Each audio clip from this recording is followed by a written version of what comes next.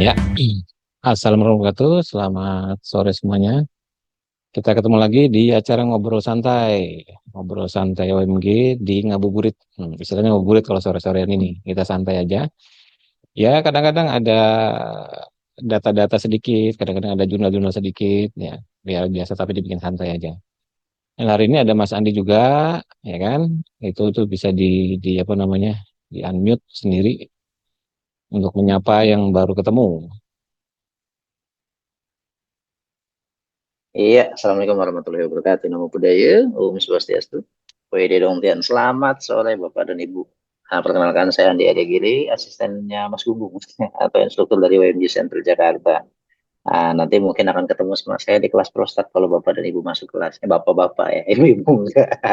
Masuk kelas prostat. Nah, hari ini pemaparannya karena sudah ada Mas Gunggung, saya pikir masih ngelatih di AL. Jadi langsung aja sama Mas Gunggung, monggo.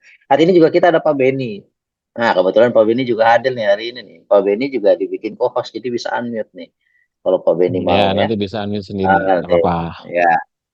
Oke, kita ngobrol-ngobrol Wah. santai ya. Apa Ya, kabar Pak Beni? selamat sore Bapak Ibu, Mas Ya, Iya, Gunggung, iya. Mas Andi. Ya, saya Ya. nih, saya baru selesai dari Angkatan Laut nih. Hmm. Baru aja kelar tadi jam, Iya, iya. latihannya sore jam 4 sekarang diganti. Kalau bulan puasa di Angkatan Laut Purnawirawan tuh latihannya jam 4 sore, biasanya jam 9 pagi. Dan mereka geser jam 4 sore. Jadi Oke. nggak pernah bolong, biarpun bulan puasa latihan terus.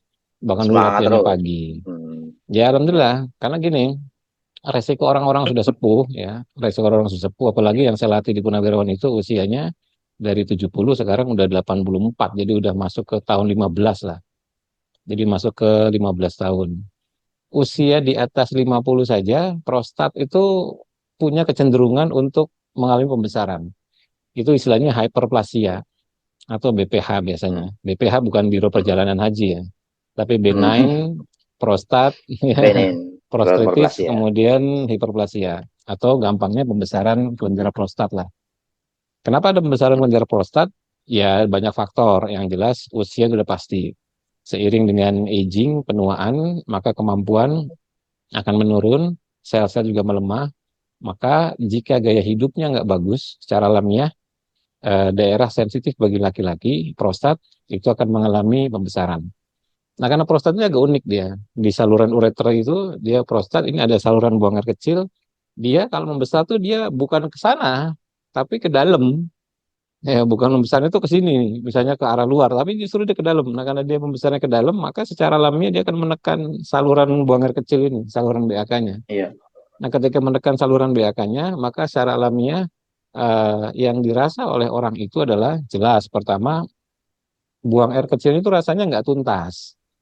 Rasanya nggak tuntas. Rasanya itu kayak kok sedikit-sedikit gitu. Kalau selang sih kayak dipencet sedikit, mestinya harus serot begitu, ini kayak dipencet sedikit, nggak tuntas. Dan Seret, kemudian jadi. Seret. sering seret seret seret, seret keluar begitu. Hmm. Nah, kemudian tiba-tiba netes, randomize gitu. Teman bisa netes. Dan malam hari biasanya suka tiba-tiba pengen kencing dadakan. Kenapa? Karena waktu kencing itu nggak tuntas. Karena nggak tuntas, maka masih ada sisa. Nah, ketika masih ada sisa, kemudian ini sedikit melebar lagi, maka muncul hasrat untuk dikeluarkan lagi sisa yang tadi. Maka jadi pengen Tapi kencing susah. lagi. Ya untuk tatap awal sih masih bisa, tapi kalau nanti yang Oh udah gitu makin ya. parah tentu jadi susah. Nah Oh ya gitu. ya banyak banyak Hmm. faktor lah, diantaranya eh, yang jelas itu yang paling sering itu obesitas nomor satu. Setelah penuaan ya, setelah penuaan itu udah Ya. pasti tuh malamnya obesitas. Makanya penting untuk menjaga supaya orang-orang yang ada masalah prostat itu tidak terlalu gemuk. Jangan menggemuk lah kasarnya begitu. Jangan terlalu menggemuk. Karena obesitas ini faktor yang juga krusial lah begitu. Kemudian yang ketiga itu inflamasi. Inflamasi jelas. Ketika inflamasi makin lama makin tinggi, maka secara alamiah terjadi masalah pada area-area yang dianggap lemah dulu oleh tubuh.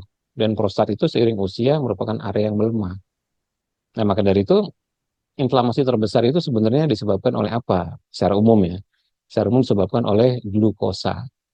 Jadi kalau Ya, misalnya kita diabetes ya. diabetes, hiperglikemik atau gula darah tinggi yang nggak mau Iya. dikontrol, nggak mau belajar untuk gimana cara mengontrol gula, maka salamnya glukosa yang tinggi itu akan sebagai penyumbang inflamasi terbesar. Itulah kenapa saya suka rewel gitu kan. Kita boleh belajar teknik apa saja. Anda mau belajar senci, Anda mau belajar merpati putih, satria nusantara, napas ritme, Wim Hof, apa saja terserah. Tapi pastikan bahwa setiap dampak dari olah napas itu punya kemampuan untuk paling tidak untuk menurunkan gula.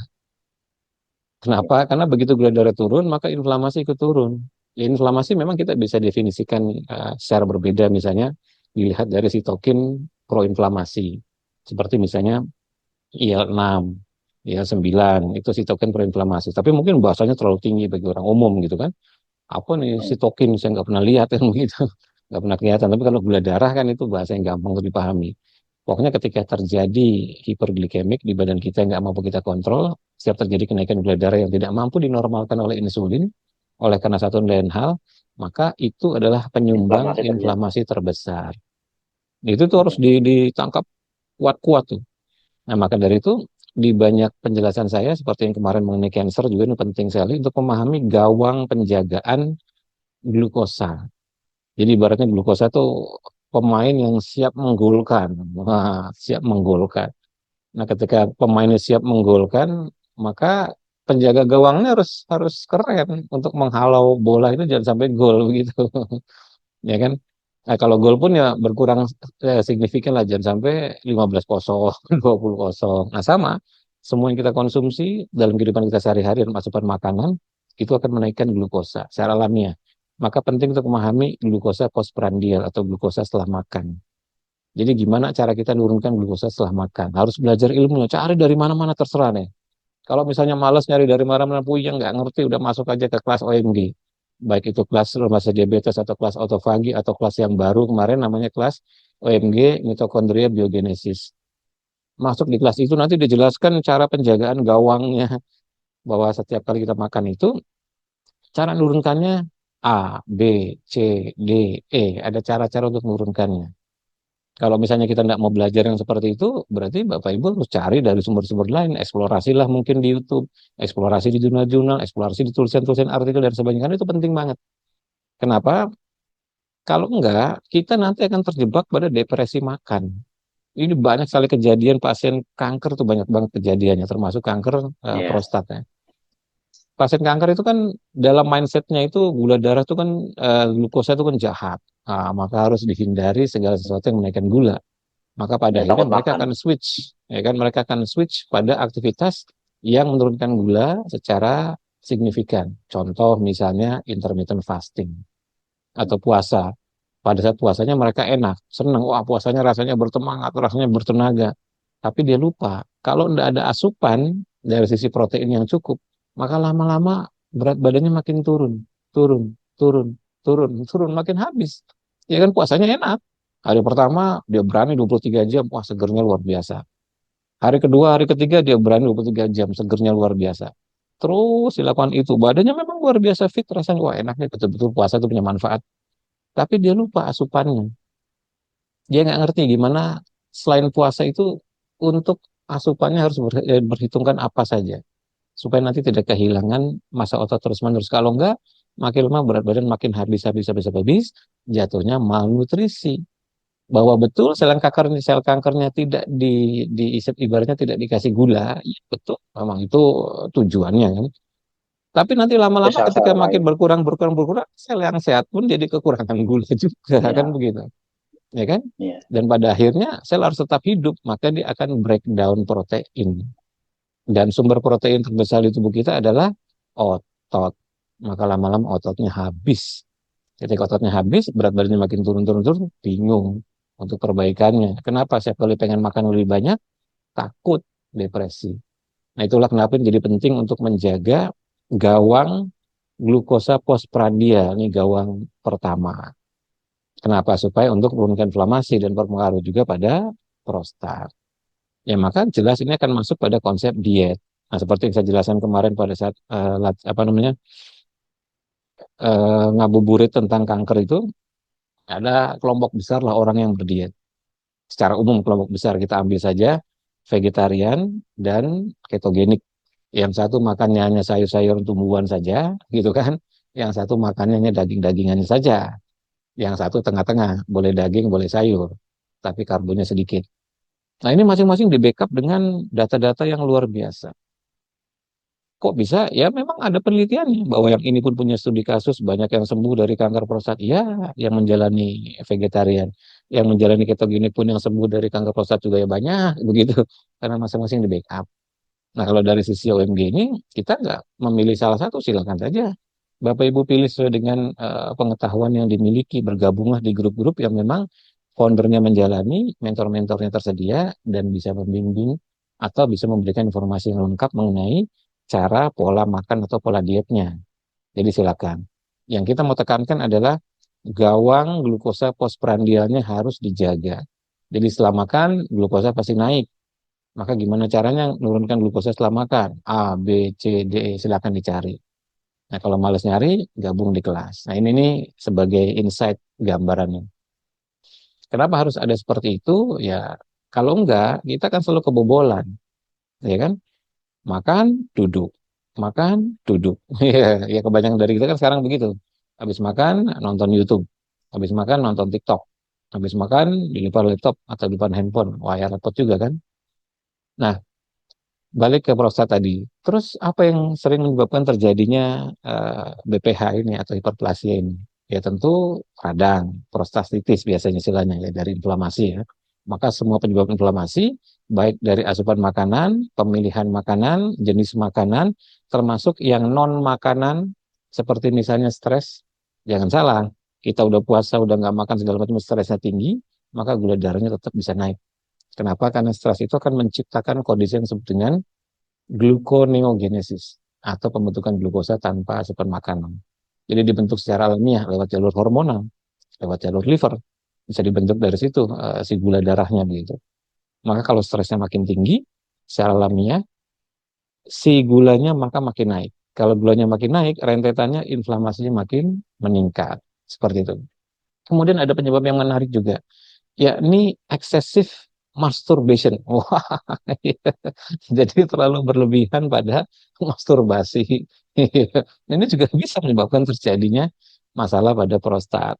Nah, yang normalnya untuk usia di atas 40 di atas 50 tahun itu seminggu ya paling tidak 3 kali. 2 sampai 3 kali udah cukup. Karena ada penelitian ilmiahnya yang menunjukkan bahwa mereka yang rutin ya, dikeluarkan flushing istilahnya, sperma itu flushing dikeluarkan itu memiliki tingkat prostat yang jauh lebih baik, skor PSA-nya dan semua kondisi prostatnya dibandingkan mereka yang jarang atau tidak pernah melakukan flushing sperm gitu atau ejakulasi. Tapi tidak Tapi keseringan berlebihan. juga ini Ya, ya. tidak boleh. Kalau eksesif, istilah eksesif itu berarti kan terlalu Ya. berlebihan, gitu kan? Seminggunya misalnya 10 kali, misalnya gitu kan? Hmm. Ya, itu kan tidak boleh. Jadi kasih waktu 2 3 kali udah cukup dalam seminggu. Nah, itu memang penelitiannya banyak sekali. Bahkan ada salah satu profesor di luar sana itu yang memang dia memperbandingkan usia-usia tertentu, mereka yang sering melakukan flushing, ya istilahnya flushing, ejakulasi begitu, dibandingkan mereka yang tidak pernah. Ya memang yang tidak pernah ini banyak faktor sih. Misalnya kayak tabu gitu kan. Kalau melakukan self service itu dianggapnya mungkin enggak beres atau nakal atau mungkin ya tabu lah. Ya kalau kayak gitu kan Ya. tinggal nikah saja kan begitu. Iya. Cari ya supaya ada penyaluran. Karena intinya itu penting banget. Betul. Jadi tidak melakukan sama sekali flushing ejakulasi juga tidak boleh, tapi eksesif juga tidak boleh. Tidak boleh. Wajar-wajar saja seperti itu. Kemudian jelas penggunaan diet yang keliru, pemakaian diet yang keliru atau memilih diet yang keliru. Ibaratnya ya apalagi nggak milih apapun, makan segala macam, obesitas, gula darah tinggi dan sebagainya. Lalu sebab-sebab lain diantaranya adalah jarang latihan fisik, terutama stretching. Jarang latihan fisik, terutama stretching. Stretching ini penting banget untuk melakukan perbaikan pada prostat kita. Jalur-jalur itu ada senamnya jenisnya banyak sih. Anda bisa memilih senam Kegel, Anda bisa memilih senam-senam berhubungan dengan organ reproduksi atau senam-senam yang ada stretching-stretching di bagian bawah, pinggang ke bawah itu juga bagus. Kemudian physical exercise yang berikutnya adalah aerobik. Wah ini gampang sekali. Aerobik ini penting banget. Orang-orang yang punya masalah sama prostat wajib latihan aerobik zona 2. Ini wajib. Nggak usah zona 3, zona 4. Zona 2 itu hanya menggunakan 60-70% dari maksimum heart rate-nya. Jadi ukur dulu maksimum heart rate-nya dengan cara 220 dikurangi usia. Nanti angkanya berapa? kalikan batas bawah 60%, batas atas 70%. Nanti latihan jalan kaki dengan menjaga heart rate di batas bawah dan batas atas 60-70% itu. Ini penting banget buat prostat. Kenapa? Begitu kardiovaskularnya membaik, pembuluh darahnya melentur, maka secara alamiah dia akan punya kemampuan untuk menguat dan mengecil prostat membesarnya. Nah, berikutnya adalah masalah emosional. Emosionalnya juga tidak kalah penting karena banyak jurnalnya yang meneliti hubungan antara orang-orang yang sering stres, yang seakan hidup tuh ya rusak begitu, atau beban masalahnya terlalu tinggi, nggak bisa diselesaikan dan sebagainya, yang terjadi terus-menerus every single day, yang bisa dia handle, nggak bisa dia manage, kita nyebutnya sebagai poor emotional health atau kesehatan emosional yang rendah. Oh. Nah, itu pun bisa menyebabkan. Kenapa? Karena saya pernah bikin videonya, nanti saya share di grup komunitas sahabat OMG. Jadi bagi Bapak Ibu yang belum tahu, kita ada grup namanya komunitas sahabat OMG. Ini video saya beberapa tahun lalu mengenai pentingnya menjaga emotional health, dan kenapa itu penting itu saya jelaskan step by stepnya. Saya jelaskan jenis-jenisnya. Kemudian apa hubungannya sama inflamasi, apa hubungannya sama syaraf, apa hubungannya sama gula darah, apa hubungannya sama protein, enzim, dan sebagainya. Jadi kita keliru memilih rasa, keliru memilih emosi, maka akibatnya bisa sangat fatal, sel syaraf bisa berperilaku sedemikian berbeda ketika kita keliru memilih rasa yang ingin kita munculkan. Nah, sementara rasa itu kan sangat fluktuatif spektrumnya kan. Ada rasa yang positif, kita nyebutnya begitu. Ada rasa yang negatif, kita juga nyebutnya seperti itu. Memilih rasa yang positif sama negatif, yaitu berdasarkan dari kemampuan, kita nyebutnya emotional quotient lah, EQ-nya tuh. Emotional quotient, ya, IQ. Ya, ya seperti itu. Jadi harus dilatih, yang berpengaruh. Nah, kemudian penyebab berikutnya adalah terlalu sering untuk menahan kencing terlalu lama Oh iya. gitu. Misalnya kalau ada muncul hasrat pengen kencing, ya kencing aja. Nggak usah ditunggu, aduh saya tahan dulu masih kerja nanggung nih. Wah, bikin laporan dulu, takut-takut itu nggak kerasa udah Iya. sejam bertahan. Udah nggak kerasa 2 jam. Terus rasanya kayak hilang, tinggal sedikit sekali. Kenapa? Kan udah mentok sekali tuh. Otot-ototnya udah kontraksi, udah tinggi sebenarnya. Tapi udah ditahan terus karena pikirannya kan pindah ke stres yang lain kan. Ya ini Iya. pekerjaan atau mungkin hal yang lain. Nah, begitu nanti kencing, rasanya mampet-mampet. Rasanya kayak, sama kayak orang nonton film 2 jam tuh. Coba kalau nonton film 2 jam, selesai nonton kemudian buang air kecil. Pasti nggak akan selancar seperti yang normal-normal gitu. Pengen kencing langsung ke toilet. Ini kan kita nahan dulu 2 jam. Aduh, kalau saya keluar nih, nanti balik lagi filmnya udah hilang separuh. Atau hilang Hmm. seperempat. Jadi ditahan tuh 2 jam tuh. Padahal udah pengen hasratnya pengen kencing banget. Saran saya udah segera saja. Apalagi sudah di Kandung atas kok. 40 atau 50 tahun. Ya. Ya nonton bisa nonton lagi kapan-kapan kan. Tapi kalau kencing Kandung udah jadi kemihnya prostat, pundung. iya nanti nggak bisa kayak gitu. Jadi menahan buang air kencing dalam waktu yang lama itu nggak boleh. Termasuk ketika nyetir di jalan tol atau apa.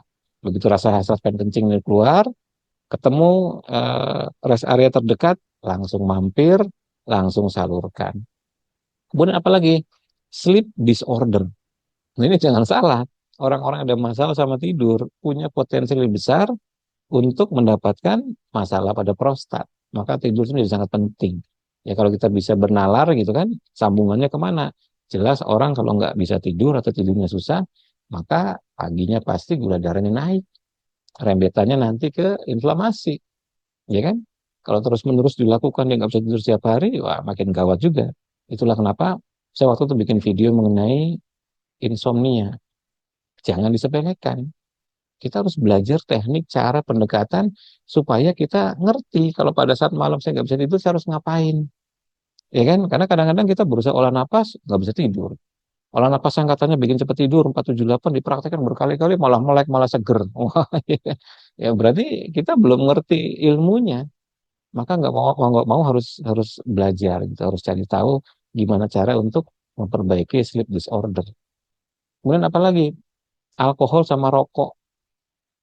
Jadi kalau mereka yang masih konsumsi alkohol, saran saya stop karena korelasinya jelas banget di jurnalnya, hubungan antara alkohol dengan konsumsi alkohol dengan prostat, masalah kesehatan prostat, termasuk smoking, rokok. Jadi kalau udah kena, stop saja lah. Iya, stop saja. Lalu yang terakhir adalah obesitas. Nah, obesitas ini sesuatu yang memang bisa lah kita kita beresin gitu kan.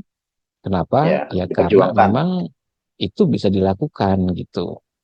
Ya mungkin kita merasa kayak berat, ya sebenarnya nggak berat-berat amat. Kayak sekarang di bulan Ramadan, misalnya, saya nih non muslim tapi saya ikut aja deh, pengen tahu 30 hari kayak apa sih rasanya. Toh cuma 12 sampai 14 jam aja puasanya kan.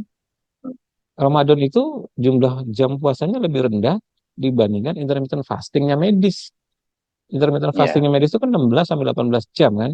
Kadang-kadang sampai 23 jam. Ramadan itu hanya 12 sampai 14 jam. Jadi tapi ikut malam aja. jadi nggak terasa. Iya kan? Iya, ikut aja dari terbit fajar sampai terbenam matahari. Ikut aja. Itu nanti dapat manfaat. Nah itu, jadi ini hal seperti itu yang cukup penting. Mas Ahmad, saya Ahmad izin tanya, apakah red light bisa digunakan dalam perbaikan prostat? Iya, sangat bisa. Ya, ini saya coba share dulu ya eh, beberapa. Ya, jadi ini memang hubungan. Jurnal ini membahas hubungan antara eh, napas dengan prostat. Wah, ini orang pasti belum banyak tahu ada hubungan antara napas dengan prostat. Jadi ketika kita bernapas, kita melakukan seperti misalnya deep breathing, tarik napas dan buang napas, itu apa yang terjadi pada pergerakan fisik secara fisik pada prostatnya seperti itu. Nah, ini penting untuk dipahami. Nanti kita akan ajarkan di kelas perbaikan prostat. Kemudian apalagi progressive muscle relaxation. Jadi belajar untuk melatih pengenduran otot-otot atau relaksasi. Belajar untuk latihan napas yang menggunakan otot-otot diafragma. Belajar untuk latihan napas yang menggunakan imajinasi, berarti visualisasi ya. Ini semua punya efek terhadap prostat, khususnya kanker prostat. Maka itu sering saya bilang, olah napas kalau cuma sebatas, misalnya kita mengikuti audio, tapi mata kita masih kemana-mana, kita mengikuti audionya napas ritme, tapi tangannya masih handphonean, balas-balas chatting, WA, dan sebagainya, ya itu nggak begitu ada gunanya banget gitu. Kenapa? Ya karena pikirannya kemana-mana, perasaannya kemana-mana. Nah, jadi ada hubungan antara cara kita melakukan relaksasi pada otot, cara kita membangun visual, cara kita melakukan olah napas yang menggunakan napas diafragma yang mendalam. Itu ada pengaruhnya. Nah, kemudian ada hubungan antara sleep disorder, jadi gangguan napas tadi yang saya sebut di awal itu, dan gangguan tidur, dan prostat. Gangguan tidur ini nggak cuma sekedar nggak bisa tidur ya, tapi biasa disebut sebagai obstructive sleep apnea. Gampangnya, ya bahasa kitanya ini ngorok lah, gampangnya begitu. Ya, jadi ada masalah nih. Jadi mereka-mereka yang seperti itu bisa mempengaruhi prostatnya. Nah, tadi pertanyaannya red light. Apakah red light punya manfaat terhadap prostat? Ya, tentu saja. Di jurnal ini disebutkan bahwa red light dapat penetrasi pada kelenjar prostat pada panjang gelombang 665 nanometer dibandingkan 633. Makanya kalau di alat red lightnya UMG itu kita pakai 660 nanometer. Ya memang standar jurnalnya. Jadi bisa. Nah, kemudian memang ada terapi di luar sana, di rumah sakit tertentu, yang menggunakan red light untuk menghancurkan sel kanker pada prostat dengan cara tertentu yang disebut sebagai vascular targeted photodynamic therapy. Jadi dimasukkan sejenis obat tertentu, lalu kemudian disinari, lalu sel kanker prostatnya itu akan atau dihancurkan. Nah, kemudian bagi mereka yang prostatitis, artinya radang prostat, nah ini ada juga penggunaan red light yang cukup disinari saja pada area prostat, nanti ada cara, ada pendekatannya, itu bisa dipakai untuk mengurangi gejala peradangan. Jadi radangnya bisa berkurang secara drastis. Maka secara ilmiah nanti kencingnya jadi kembali lancar. Nah, ini penelitian ilmiahnya. Ya kalau kita lihat dari data-data jurnal sih nanti akan sangat banyak lah, tapi di sini topiknya kita ngobrol santai saja. Jadi intinya red light punya manfaat. Nah, saya ingin berbagi sedikit ya, data ya. Tapi ini bukan bukan jurnal ya, datanya diambil dari QRMA. Jadi mungkin banyak dari kita yang kalau saya lihat dari komunitas Pak Jarod itu banyak menggunakan pendekatan QRME. Nah, di QRME ini kita juga ukur, ya, peserta yang salah satu peserta yang kemudian dari tanggal 4 Desember 2024 usia 60 tahun. Kita lihat di sini dengan data KIR. Data KIRM ini bukan alat medis ya. Tapi ini cukup unik dan cukup menarik sekali alatnya. Jadi kemudian saya punya. Dan kalau di Komunitas Pajero itu sangat intensif sekali. Pajero itu selalu eh, membumingkan inilah. Salah satu pakarnya diantaranya adalah Pak Michael Sunggiardi.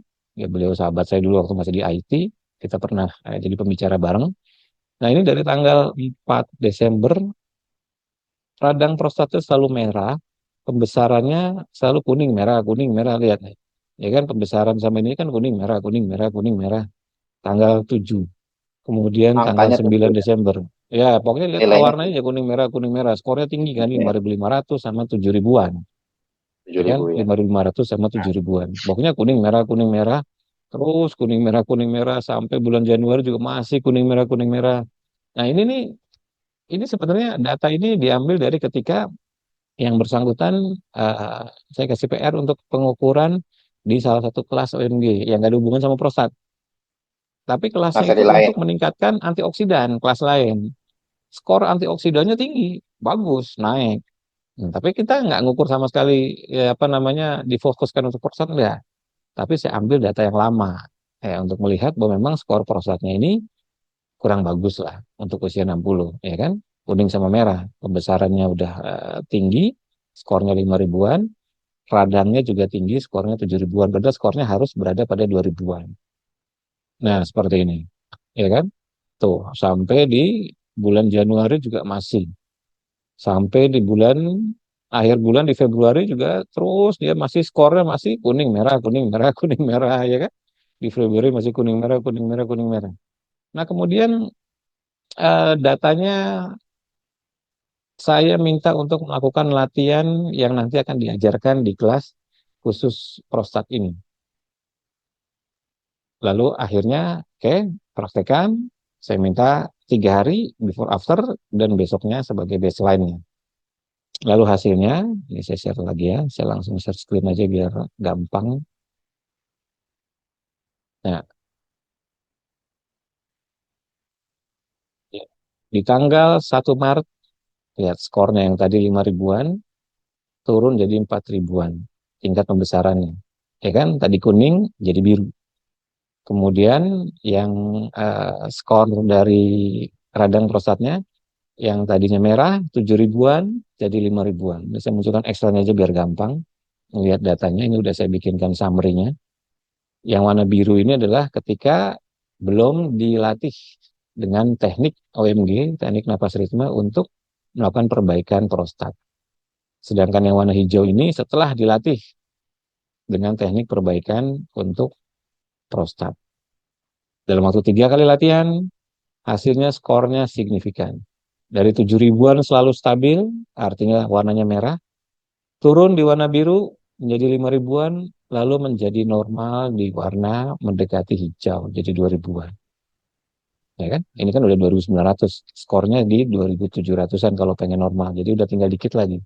Jadi artinya teknik yang diberikan pada peserta ini proven, terbukti. Kemudian Baru tingkat 3 hari pembesaran latihan. prostatnya, ya baru 3 kali latihan. Yang tadinya 5 ribuan, turun dari 4 ribu, kemudian turun jadi 3 ribu. Di mana skornya itu ya 3.200, ini udah tinggal tipis-tipis aja.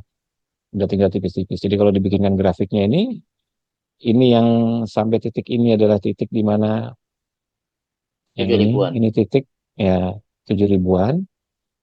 Nah, ini adalah titik di mana teknik yang nanti diajarkan di kelas prostat ini terjadi perbaikan secara signifikan dari 7 ribu menjadi 5 ribu, dari 7 ribu menjadi 2 ribuan. Turun 5 ribu itu signifikan sekali. Artinya kalau Besar teknik ini sekali. diteruskan, maka dia akan menjadi normal. Nah, ini. Jadi bisa diuji. Makanya dulu saya pernah bikin video juga mengenai antioksidan. Ada peserta yang menguji dengan di laboratorium, ada peserta yang menggunakan RNA. Ya, hasilnya sama walaupun berbeda dari sudut pandang pendekatannya. Dalam arti, Yang pakai medical, pakai kimiawi darah, skor antioksidan naik. Yang pakai Kireme juga terlihat skor antioksidannya ikut naik. Jadi artinya data Kireme ya bisa lumayan lah, walaupun ini bukan alat medis ya, bisa dipakai untuk melihat pergerakan ini karena ini mudah dan murah. Seperti itu. Tapi memang Anda harus rajin dan latihannya harus benar begitu. Nah, ini gambaran dari bagaimana teknik yang diajarkan pada kelas perbaikan, kelas pendampingan prostat ini punya manfaat. Gimana kalau misalnya Anda harus fisioterapi, atau Anda harus berbasis suplemen, atau operasi, wah itu malah lebih mahal lagi. Jauh lebih mahal lagi. Ini sifatnya teknik. Nah, karena teknik, maka silakan saja. Punya, apa namanya, punya waktu yang cukup, dilatih. Dan Tinggal namanya effort ya. teknik, ya namanya teknik sekali belajar, kemudian tahu, maka itu kan melekat di diri sendiri seumur hidup. Kenapa? Karena teknik. Ya kan, beda kalau suplemen. Anda harus beli tiap bulan. Ya kan, oke. Suplemen yang cukup efektif diantaranya adalah zinc dan selenium. Jadi Anda bisa cari zinc dan selenium, beli secara terpisah suplemennya, minum secara rutin, pembesaran prostat akan berkurang. Tapi Anda harus konsumsi setiap bulan. Ya kan, ada kalanya mungkin kita ragu belinya ini asli apa palsu. Ada kalanya mungkin dananya lagi nggak cukup, kan begitu. Tapi kalau teknik Harganya pernapasan, lumayan. nah, harganya lumayan. Kalau teknik pernapasan itu bisa kapan saja. Anda tahu tekniknya, ada rekamannya, praktekkan setiap hari. Hasilnya signifikan. Mas Dahlia Gunggung, Mas Gunggung. Jogan. Ya, apa tuh? Saya baca beberapa jurnal yang dikeluarkan sama lab Cito begitu. Bahwa katanya prostat ini, mana nih saya lihat nih baca nih. Usia 50 tahun ke atas kan resiko prostatnya tinggi ya untuk laki-laki ya gitu. Nah, tapi untuk orang yang memiliki riwayat penyakit ini dalam keluarga atau genetik itu bisa lebih cepat katanya. Usia 40 tahun ke atas bisa kena katanya gitu. Jadi Ya katanya bisa, genetik sangat juga bisa. berpengaruh Ya, ya. jangankan genetik lah. Environment aja juga udah kelihatan banget kan. Ya, Ya kan, anggaplah genetiknya tuh genetik yang bagus, katakanlah baik. begitu, yang mestinya kenanya di atas 50 mestinya. Tetapi dari Ya, usia 30-an gaya hidupnya udah nggak beres gitu kan, nggak mau peduli mengenai kesehatan, nggak mau belajar mengenai pola makan, mungkin pola istirahat, pola aktivitas fisik, kemudian pola napas, dia mah nggak peduli dengan gitu-gitu. Ya maka jelas akan lebih cepat kenanya dibandingkan mereka yang peduli, cepat sadar untuk peduli. ya. Jadi bisa Jadi balik seperti itu, lagi. bahkan bisa jauh lebih cepat. Ketika dia sudah punya resiko dari sisi genetik, lalu dia punya resiko juga dari sisi environment yang tadi disebutkan. Dia nggak peduli dengan makanan-makanan, dia nggak peduli dengan mencari teknik-teknik yang proven, dia nggak peduli dengan misalnya olahraga fisik, dia nggak peduli dengan tidur cukup, dianggapnya, ini saya pengalaman. Dulu saya waktu masih muda itu, saya nggak ada pengetahuan mengenai pentingnya tidur itu. Bahkan saya namanya programmer itu ya kayak kalong, kerjanya malam. Jadi kalau semakin malam tuh semakin otaknya semakin encer lah begitu. Jadi saya selalu siapin kopi, siapin makanan apa supaya terjaga. Ya kecuali udah ngantuk berat ya saya tidur. Tapi kalau belum bisa sampai pagi. Jadi tidurnya siang, kayak kalong aja persis. Ya akhirnya ya tumbang, ambruk, HbA1c naik dan sebagainya. Yaitu tanpa kita sadari. Artinya pengetahuan tentang kesehatannya itu belum didatangkan oleh Tuhan ke dirinya. Maka biasanya ditegur dulu. Jadi saya waktu itu ditegur dulu. Kenapa? Karena ya mungkin saya sering lihat lihat ada orang ngasih warning gitu kan tentang sehat, tentang apa, tapi saya nggak peduli, kira-kira begitu. Maka dikasih warning sama Tuhan, lu gue kasih sakit, makanya taubat, sadar, kira-kira begitu tuh. Iya, apalagi kita kan nggak pernah ngukur secara genetik karena mahal sekali kan, gitu. Nah, apakah ngaruh orang prostat dengan makan durian? Nah, ini nih, ya mungkin nanti akan balik ke makanan-makanan yang penyumbang terbesar inflamasi. Kalau orang Pola hidup tuh diabetes, ya. ya orang diabetes, misalnya seseorang nih diabetes lalu dia makan mangga, hobi makan mangga. Mangganya enak, memang manis, mungkin ada kecut, ada apa dicampur dengan susu, dengan campur dengan es sirup, segala kan enak banget tuh kan, potong kecil, apalagi bulan puasa kan. Kemudian dia juga makan durian. Wah, ini semua indeks glikemiknya tinggi semua. Nah, karena indeks glikemiknya tinggi semua, maka secara alamiah tuh pasti eh, gulanya akan skyrocket tuh, akan naik. Berarti kan dia nggak ngerti bahwa ada makanan-makanan atau buah-buah yang menyebabkan indeks glikemik tinggi. Lalu kemudian karena buah itu ada fruktosanya, fruktosa penyumbang terbesar trigliserida atau lemak pada darah. Lemak darahnya naik secara alamiah, ya pasti terjadi masalah pada pembuluh darahnya nantinya kan. Jadi ini rembetannya bisa kemana-mana, pasti dia akan obesitas dan sebagainya dan sebagainya. Nah, jadi nanti rembetannya ke situ. Maka silakan kalau pengen makan buah-buahan, dicari yang indeks glikemiknya rendah, terutama bagi mereka yang berisiko diabetes begitu. Susianto, kalau di vertical bladder dan gejala bladder apa bisa dengan olah napas kelas? Bisa. Ya, makanya itu tadi saya bilang radang utamanya gitu kan. Kan dimulai dari BPH dulu, benign prostat prostatitis hiperplasia, dimulai dari pembesaran prostatnya dulu, ya kan? Kan nggak mungkin tiba-tiba langsung jadi kanker, itu nggak mungkin. Pasti dia ada tahapan untuk menuju ke situ. Maka ketika lebih cepat sadar memahami tahapan-tahapan ini dan solusinya, maka secara alamiah kita lebih punya aspek preventif untuk mencegah untuk supaya tidak jadi. Kalau sudah jadi bagaimana? Ya upayanya akan lebih berat dibandingkan yang belum jadi. Kalau udah jadi sel kanker, ibaratnya udah jadi kanker prostat, tentu tidak sama dengan masih pembesaran biasa, kan begitu kan? Jauh lebih cepat yang baru sifatnya pembesaran biasa dibandingkan yang sudah jadi kanker, apalagi yang sudah stadium 4 dan metastasis. Itu jauh lebih berat. Makanya kadang-kadang saya suka suka suka ya agak-agak ya sedih gitu ketemu yang misalnya suatu saat ngobrol, Mas aku udah ngalamin pembesaran prostat. Oh iya Bapak latihan ya. Ya nanti saya belum sempet karena nggak kekejar waktunya banyak kerja. Nah, gitu kan. Ya udah. Terus 6 bulan lagi dia chatting lagi. Terus kemudian nanya lagi, ada nggak Mas ini solusi untuk saya udah masuk eh, stadium 1? Wah ya jadi nggak sama Pak solusinya Pak. Kalau dulu Bapak masih sebatas radang ibaratnya ya kayak baru bengkak lah kira-kira begitu tuh kan tentu saja diberesin lebih cepat dibandingkan didiamkan lalu sampai membusuk misalnya begitu. Tentu tidak sama apalagi sudah stadium 4. Kalau sudah stadium 4 ya Bapak harus prioritaskan kesehatan dibandingkan yang lain mau nggak mau pilihannya kan seperti itu. Maka saya pernah bikin video dulu. Kalau kita tidak mau belajar hal-hal yang berhubungan dengan berbagai aspek hidup yang menuju sehat, katakanlah begitu, maka pilihannya adalah kita harus kerja keras ngumpulin duit yang banyak atau punya asuransi yang bagus. Pilihannya begitu. Kenapa? Karena suatu saat akan dikonversi. Akan dikonversi Dalam suatu hari nanti, ya dalam bentuk asuransi atau dalam bentuk eh, perawatan kesehatan. Ya uang pasti ujungnya ke sana kan. Kalau kita tidak cepat sadar untuk mulai belajar. Ya pendekatannya bisa apa saja. Kebetulan saja sekarang Zoom-nya tentang OMG. Maka yang saya offering adalah teknik-teknik yang memang sudah kita uji dan kita lakukan di napas ritme. Tapi kalau yang lain tentu saja caranya macam-macam. Makanya tadi kan disebutkan bisa lewat puasa gitu kan. Bisa lewat A, B, C, D macam-macam. Olah napas juga bisa. Nah seperti itu. Jadi Pak Sesianto sangat bisa. Jadi saya sarankan kalau sudah mulai ada gejala kencingnya udah nggak lancar, rasanya nggak tuntas dan sebagainya, disarankan ikut. Pak Mulyana atau Bu Mulyana nih, saya nggak tahu. Kalau air seni berbusa di pagi hari, kenapa ya? Ya banyak faktor. Pikiran positifnya adalah terlalu banyak makan protein. Ini positif thinkingnya.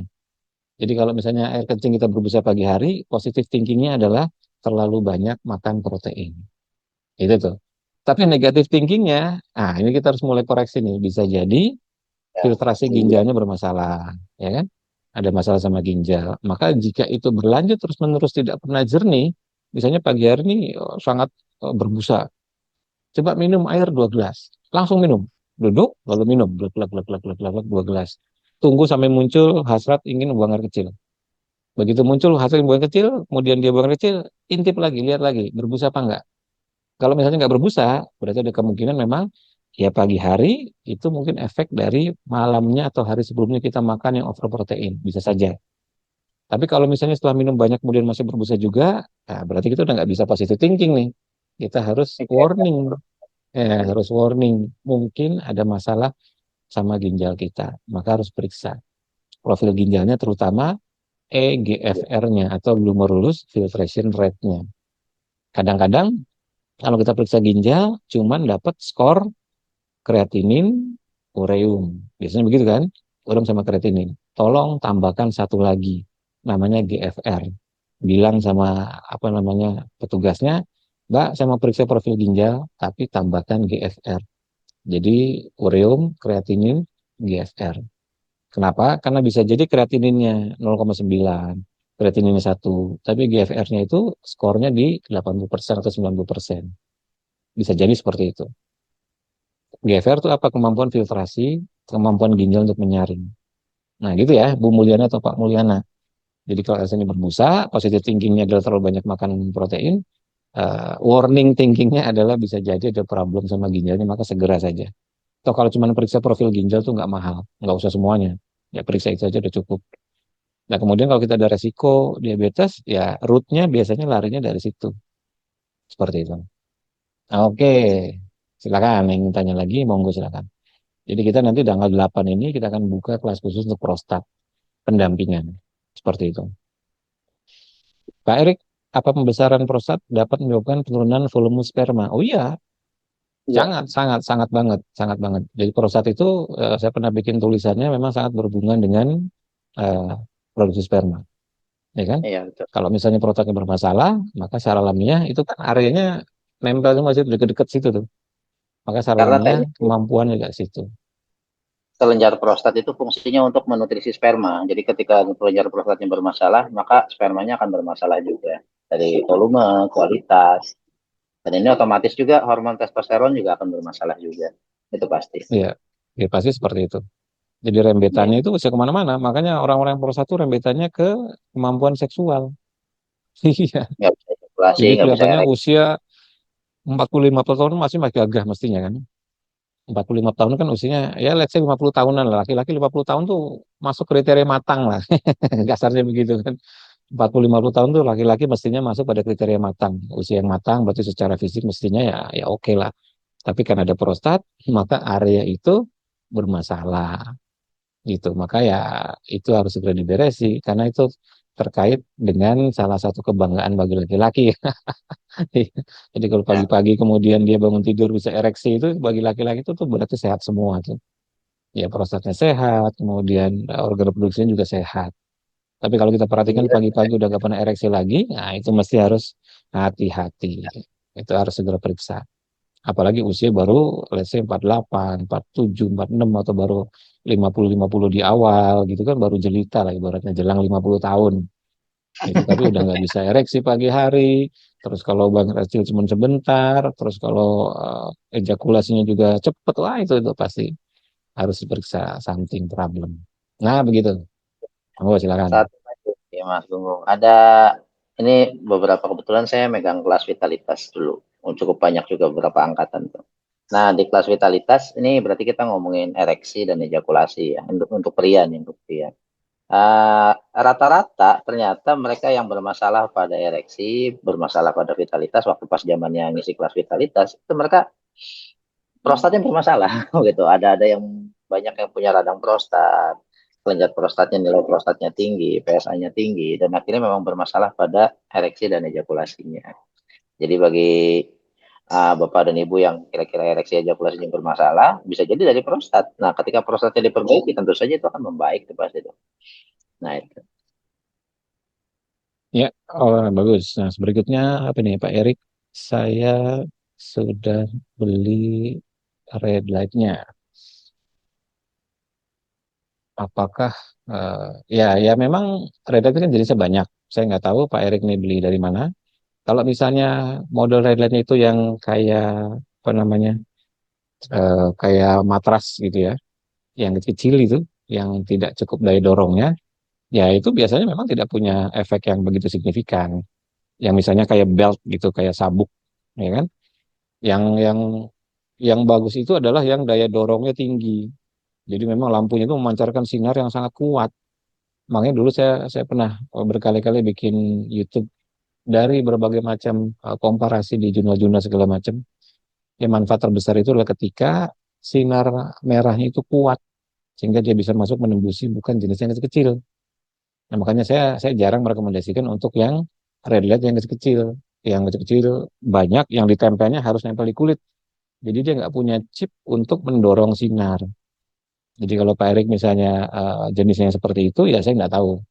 Harus dicari eh, manfaatnya Ya, dulu dari yang kecil-kecil itu. Tapi kalau kita yang selama ini pakai di UMG, yang selama ini kita jual itu adalah yang memang bentuknya tidak ditempel di kulit, tapi memang jaraknya ada 30 sampai 50 cm yang daya dorong sinarnya tinggi sehingga bisa nembusin. Ya sama kayak Pak Beni juga kan punya red light yang disinari juga tiap hari, yang mungkin seminggu bisa 3-5 kali, seperti itu.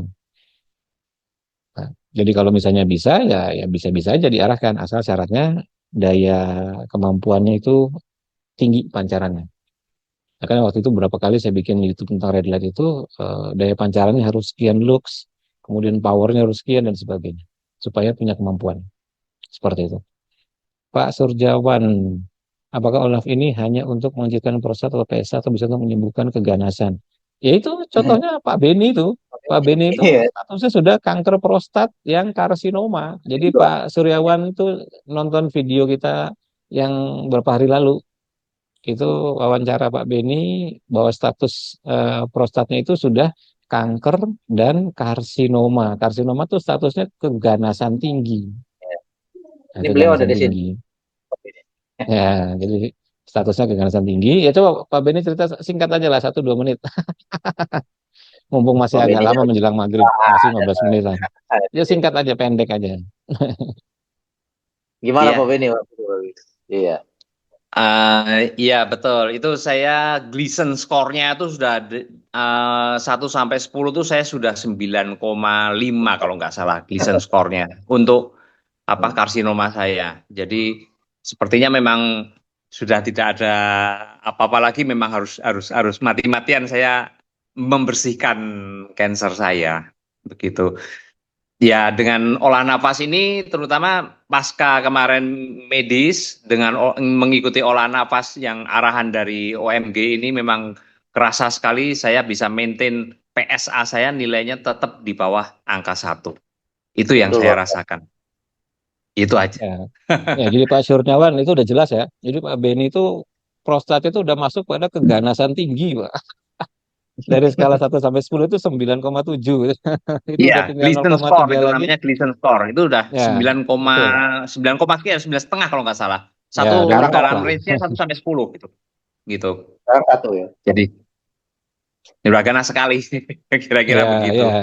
Ya, jadi bukan cuma sekedar menurunkan PSA, memang target kita adalah nggak cuma sebatas ini skornya radangnya turun gitu kan atau PSA-nya turun, tapi betul-betul ya semua tingkat keganasan itu menjadi rendah seperti itu. Ya, saya rasa cukup jelas ya Pak Seniawan. Pak Dani, kalau nggak bisa tanggal 8, nextnya tanggal berapa? Kita 14 hari beruntun. Jadi bukan satu hari latihannya tanggal 8 aja, bukan. Jadi latihannya tanggal 8, tanggal 9, tanggal 10, tanggal 11, tanggal 12, terus. Jadi 8 tambah 14. Jadi sampai tanggal 22 tuh.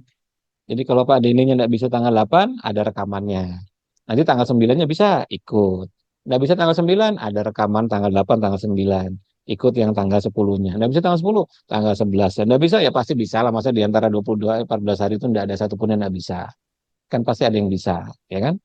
Toh kita ada rekamannya. Semua kelas OMG itu, Zoom itu ada rekamannya. Seperti itu. Mas Totok Mustika, mohon izin live persiapan buka puasa. Monggo, saya juga lagi nunggu buka Ya. puasa nih. Masih 17.46, Iya. masih 15 menit lagi kalau di Jakarta nih. Ini minumnya udah siap nih di depan saya nih. Tinggal minum. Iya, saya tadi di angkatan laut saya dikasih ini nih, tuh. Biasa kalau cemilan lah, buat berbuka. Nih Tapi Pak biasanya hanya Suryawan. air putih aja. Pak Suryawan, maaf Mas Gunggung, tadi sekilas disinggung GFR. Apakah Olaf ini bisa untuk menaikkan GFR?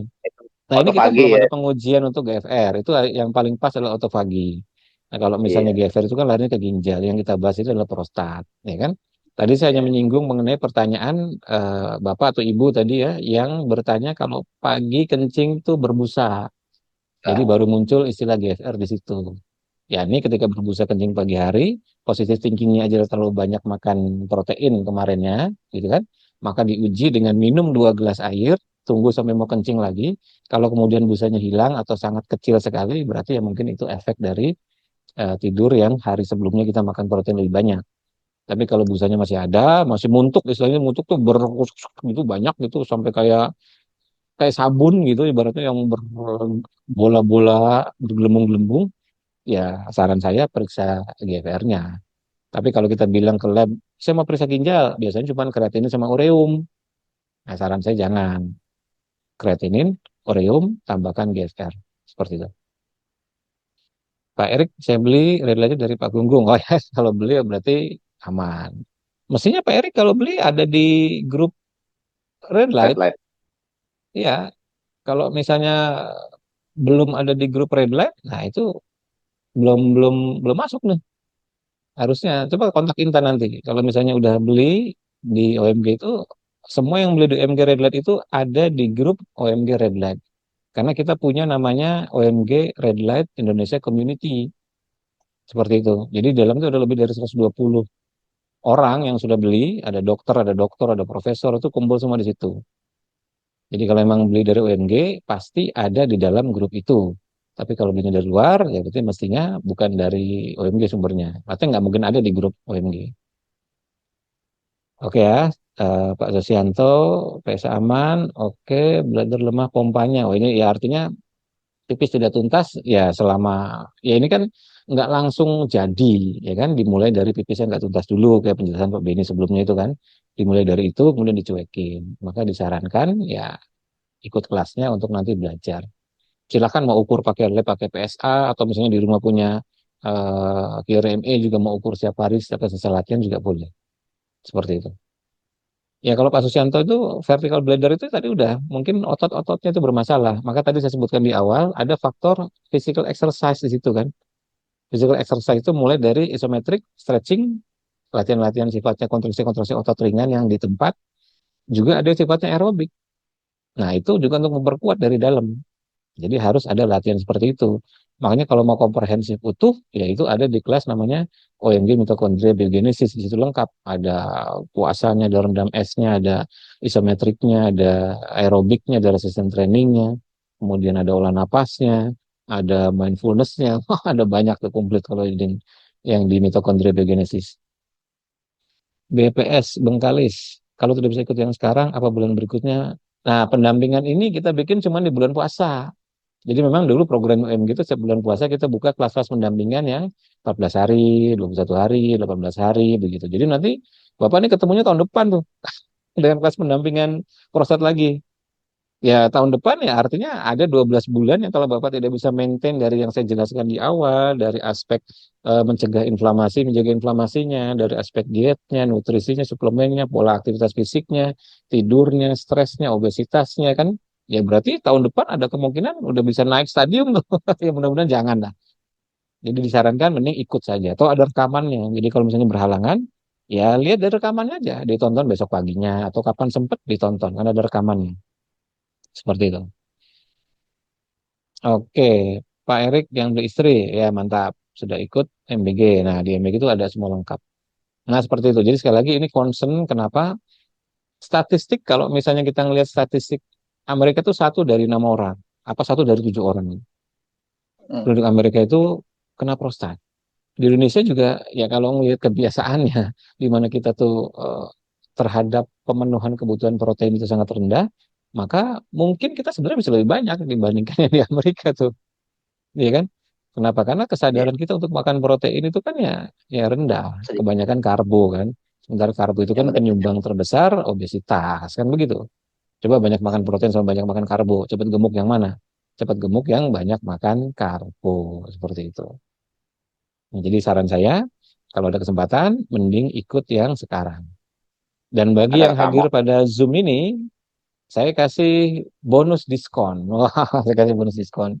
Jadi kirim screenshotnya di Zoom ini, silakan Anda daftar ke Intan, kirimkan screenshotnya, saya minta diskon 10%. Nah, jadi dikasih diskon 10% tuh untuk ikut kelas OMG MBG ini. Jadi silakan kontak Ayo, Intan, yang nomornya saya rasa sudah pada tahu semua lah, screenshot seperti buruan, itu. screenshot. Ya, ya. Ya, selesai sudah menjelang maghrib 17.52. Terima kasih banyak. Kalau untuk tanya-tanya silakan bisa kontak Intan. Nanti kita bisa kirimkan link untuk grup komunitas sahabat OMG. Berikutnya bisa tanya-tanya di situ. Dan untuk masalah prostat juga Anda bisa kontak ke grup ke Intan. Nanti akan diberikan penjelasan mengenai bagaimana strategi-strategi sederhananya seperti yang tadi dijelaskan. Kalau mau lebih intensif, ya saran saya ini kan bukan kelas yang apa namanya umum lah. Jadi punya bekal, mendingan punya bekal daripada tidak sama sekali. Karena kita sudah ada contohnya yang sudah karsinoma, kita sudah ada. Kita juga sudah bisa ukur pakai alat ukur yang bukan alat ukur medis, juga hasilnya pun sama bagusnya. Jadi artinya ini cukup proven untuk menjadi bekal bapak-bapak sekalian. Dan ibu-ibu yang nonton pada malam hari ini, yang sore hari ini, laporkan pada suaminya. Udah kamu ikut aja, beresin prostatnya supaya minimal perkasa. Sudah 84, apakah masih bisa sembuh? Bisa, sangat bisa. Kita ada studi kasusnya. Nah, saya rasa demikian. Terima kasih banyak. Menjelang maghrib, saya ucapkan selamat berbuka bagi yang menjalani. Assalamualaikum warahmatullahi wabarakatuh. Selamat sore semuanya. Kita ketemu lagi nanti di sesi ngobrol santai berikutnya.